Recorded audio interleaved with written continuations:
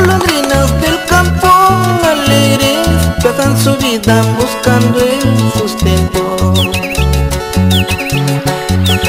Las golondrinas del campo alegres pasan su vida buscando el sustento.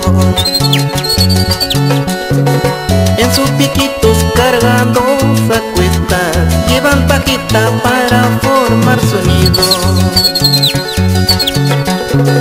En sus piquitos cargados a cuestas llevan pajita para formar sonido. ¡Qué bonito!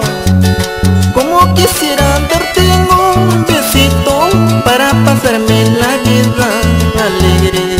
Con alegría. Como quisiera darte un besito para pasarme la vida alegre. ¡Ay, amor! De esa manera borraría mis penas y sufrimientos que llevo en mi vida. De esa manera borraría mis penas y sufrimientos que llevo en mi vida. ¡Vamos ahí! ¡Así! ¿Acaso no recuerdas los bellos momentos que pasamos como dos pichoncitos en un solo nido?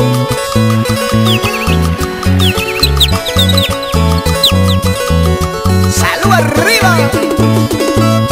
Es el gitano del arpa, Raúl Escudero. Como quisiera darte un besito para pasarme la vida alegre. Como quisiera darte un besito para pasarme la vida alegre. De esa manera borraría mis penas y sufrimientos que llevo en mi vida. De esa manera borraría mis penas y sufrimientos que llevo en mi vida. Ahora sí. Solo te pido, virgencita, que me ayudes y me concedas la dicha de amarla. Tú bien lo sabes que soy bueno y cariñoso para amarla con todito mi cariño. Con mucho sabor.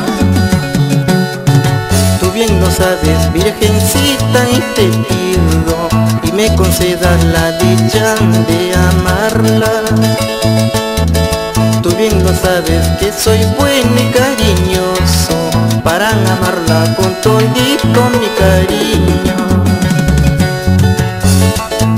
Así, baila y gózalo.